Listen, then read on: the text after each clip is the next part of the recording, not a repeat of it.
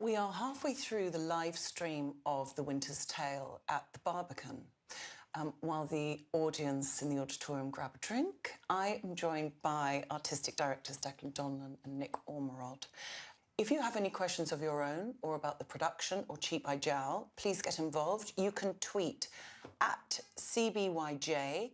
The team, including these two, will be on hand to answer your questions live. You are currently joining us from one of the lovely flats above the Barbican. Why did you choose to live stream from the Barbican? Because it's our London home. Thank you, Barbican. And they look after us, and they subsidise us, they support us, they give us office space, and we perform here every year. And you performed here with us, Gwen, as well. Of course, in 2007, when I was lucky enough to do Cymbeline. You are most bound to the king, who lets go by no vantages than they prefer you to his... I've seen clips of your work, and there's something about the aesthetic that really appealed to me.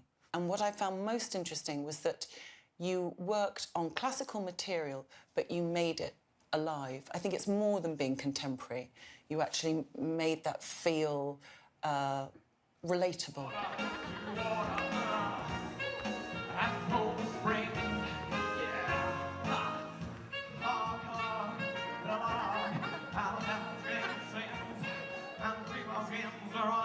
Why do you predominantly stage Shakespeare? We predominantly stage plays which are rich enough to sustain actors and us for a long period of time. And Shakespeare is a great resource. But we have done other plays. I mean, our first productions were, for example, Tis Pity She's a Whore and The Country Wife by Wycherley. So we're not exclusively Shakespeare. We just love Shakespeare because when a great artist can do something that has its life, then it's continually changing because it's organic. And it's incredible how he does that. And I don't think he's with some genius who spent hours and hours and hours sweating. It doesn't feel like that way to me.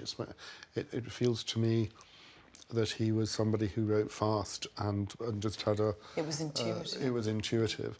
And every now and then, when there are some laborious stretches in Cymbeline, when you feel he has maybe sweated a bit over something. That they aren't very often, but at his grace, it's just like, you know, it comes burning off the page. And then in different actors' mouths, it just means different things. And on different nights, it means different things. We were so lucky with that tour, though, really, though. I talk about it a lot. It was such a jazzy tour because we went to New York, Luxembourg, Paris, Milan, Iceland, the Barbican... Moscow, and Den Haag, Belgium as well. Poor Belgium. Many... Don't forget Belgium. No, Belgium was fun. Is that something, touring to all those different places with those different audiences and what they give the production, is that... How did you find that that was important to you? Well, it sort of happened inevitably. I mean, the very weird thing is that we opened when we were, you know, young and clean, you know, when we were sort of 27, 28, and we started Cheat by Jowl into the Edinburgh Fringe. And we got an invitation to go to perform in Madrid and in Israel. And we hadn't even performed in London. So we sort of, we were kind of exported before we were known in London. So it's quite interesting that it started right from the very beginning. That I think that what the different audiences give you, I think it's not just true from country to country. I think it's true from city to city. But you know, you're always looking at the same mountain from a different point of view. So how did you form Cheat by Jowl? How did that start, Nick? It was absolutely a question of desperation because nobody would employ us. Nobody employed Declan. I got a job in Edinburgh at the Lyceum Theatre with a designer called Mark Meegan, which was wonderful, for 1 year. And then after that, nothing. And so we started to work together on the Fringe in London. And we put on a production of Tis Pity She's a Whore.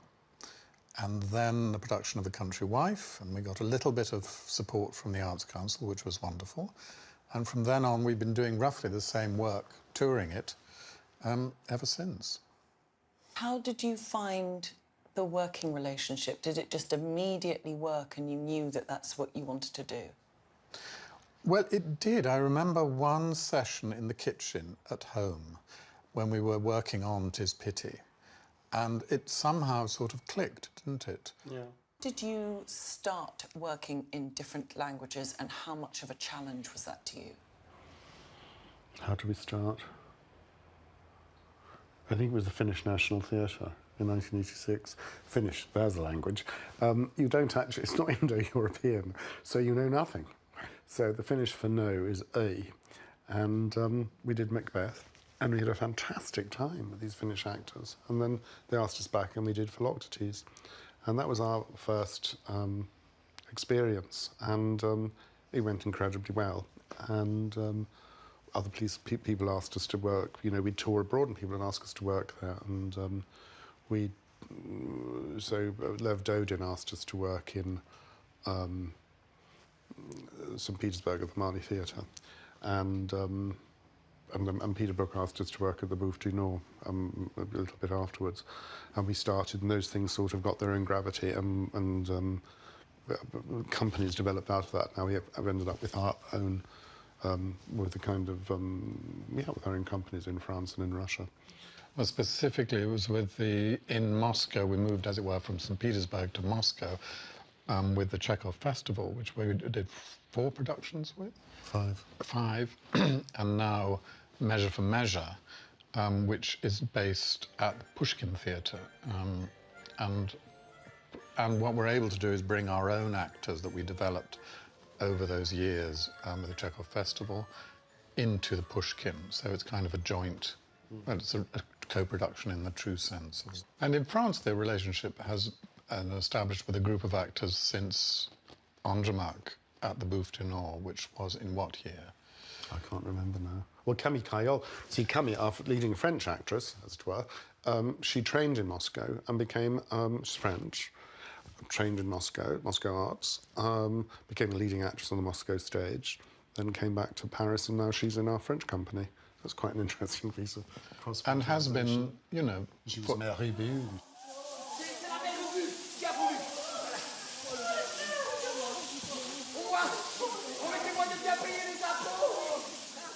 With Alexander Christie, for example, who is in Measure for Measure, we worked with him first in 2000.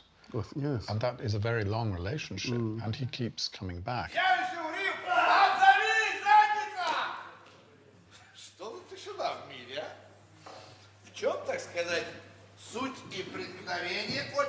We understand a little bit of Russian, and I know where I am in the script and so on in Russian. So we can find our way around the language and definitely find our way around a menu.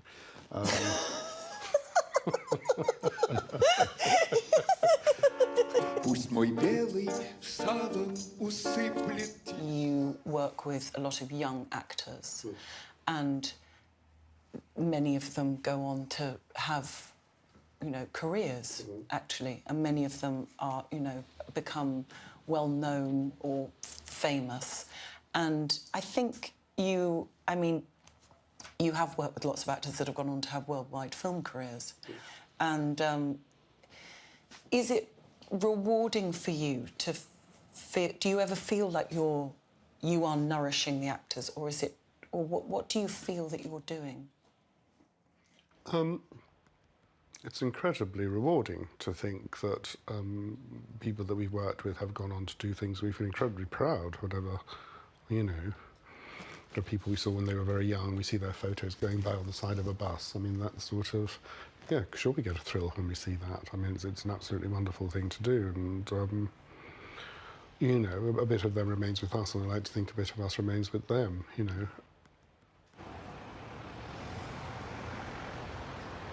I think the only problem is the symptom, because the audience doesn't really understand. That's the least of your problems. The problem is that something's died inside you. The Winter's Tale begins with the character Leontes, and he goes, and his friend is about to leave after a long stay, the King of Bohemia. And as he bids him farewell, he develops this demented idea that he's been having sex with his wife. and nothing can dislodge this mad delusion from his mind, and it is a delusion. People often ask sort of why, and I think that some people, that none of us like being abandoned, and none of us like being dumped, and most of us know that, but sometimes it gets so extreme that we don't know it anymore. I think that's what Leontes is suffering from, something like that. I think that the reason he goes crazy is just his friends walking out, and his anxiety that this man is going is so much that he can't bear to connect, but he can't connect it to its actual cause. So he shifts it onto this thing with his wife. The first half is horrible, black, destructive. The second half is full of hope and comedy. It's just an absolutely wonderful play, and you know, if one could do it every year, probably one might. We did it in Russia 20 years ago, and in Leningrad, and shortly to be St. Petersburg, and it's still running. And so they've had the passage of time since we opened it that they have in the interval, and it's a play we much loved, and we just wanted to hear it in English. Why do you think that play has a reputation of being a difficult play? I think because it offends the three unities. It's got this huge interval, time appears as a character, and very unfashionably, there's redemption at the end of it. How do you decide on the look of your production? We rely on the imagination of the audience, and essentially it's pared back to what you actually need, and you only need enough to spark off the imagination. And actually, if you have too much, then you're in a sense patronising the audience. You're saying, you know, that the audience doesn't have the imagination to, and the richness of the imagination is so much more valuable to the designer, if you like, than a lot of stuff. Because a lot of stuff, well, not only is it difficult to get on and off stage, but it actually constricts the imagination. And the essence of theatre is in the imagination of the audience. Can I ask you, why did you decide to live stream? It's wonderful. I mean, one of the problems of our type of theatre is that it's wonderful, but we tend to play in smaller spaces. Mm-hmm. And so to have the opportunity of playing to many more people is wonderful. And we discovered fairly recently that it's possible to convey the experience of theatre in video and live. And if it's live stream as well, then there's an added excitement of it actually being live, which is tremendous. I was very snooty and turned and was very purist about not having our work, you know, filmed until a few years ago, and I knew there was a recording of our As You Like It made.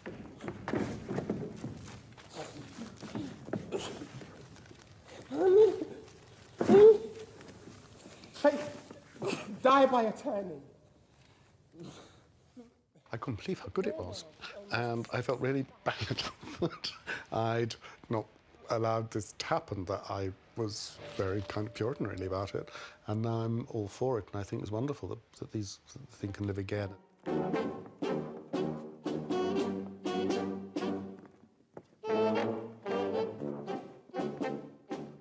We're going up with French and Spanish subtitles as well, and why was that important for you? We have very faithful audiences in France and in Spain. We visited Spain already extensively with The Winter's Tale. And the other misconception about live streaming is that people believe it reduces the audiences in the theatre, and apparently that's not true. Apparently, people having seen it in live stream will then go and see it in reality. Of course you do, which because is it's terrific. two different experiences. Yes. No. What would you like the audience to take away from the show? It's very simple. I think I want the audience to be moved and to feel that they've shared an experience. If I haven't asked Declan and Nick a question that you would like to have asked, I urge you to get involved in the Twitter Q&A And thank you very much. Thank you, Gwen. Oh, how amazing. Thank you very much. Thank you. You should be a newsreader, you know.